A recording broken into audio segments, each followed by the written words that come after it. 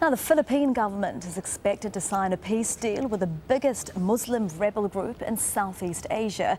The agreement is expected to end the Moro Islamic Liberation Front's decades-old insurgency. More than 150,000 people have been killed, over 1 million displaced since the conflict began in the late 1960s. The MILF has been fighting for autonomy in the southern region of Mindanao, which they regard as their ancestral homeland. It will now be granted autonomy through a new political entity called the Bangsamoro. It means that powers and resources will be shared with the national government. Well, Sam Zarifi is the Asia-Pacific Director at the International Commission of Jurists. That's a human rights organisation, and he's joining us from Bangkok now. Very good to have you with us on Al Jazeera.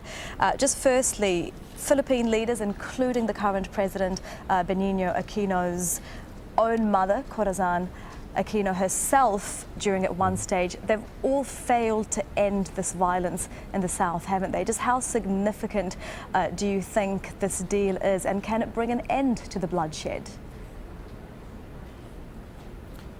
If the peace accords are signed today, it would be a very significant step towards ending one of Asia's worst internal conflicts. As you mentioned, at least 100,000 people have died over the last few decades.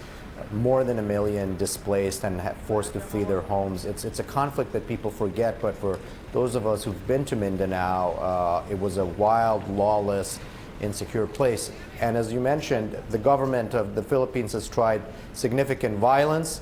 In '96, there was a peace accord that fell through in 2008. So this peace deal is a really significant step forward. It'll be difficult to implement, but it has to start somewhere, and today could be a historic day forward.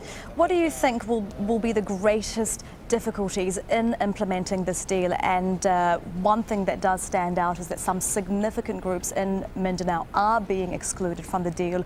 The Moro National Liberation Front, for example, responsible for that, for last year's standoff in Zamboanga. Can the deal succeed without them? How is it going to work? One of the positive things about this deal is actually how inclusive it is.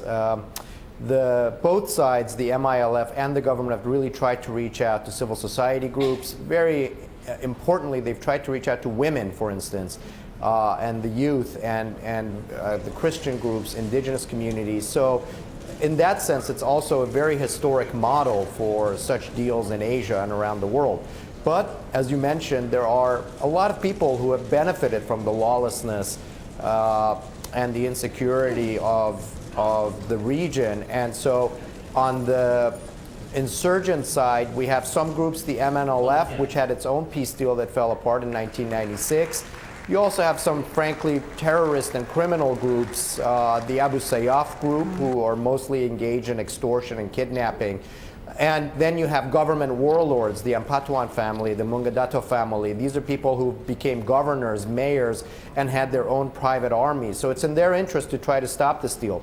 But for the millions of people living in Mindanao, the possibility of a peace deal and an end to the violence is great. And remember, this is one of the poorest areas of the Philippines, in part because of the violence and insecurity. And so a peace deal could go a long way towards improving the lives of millions of people. And I think that's the people that this peace deal is really trying to help and trying to protect. Sam Zarifi joining us from Bangkok there. Thank you very much for your time.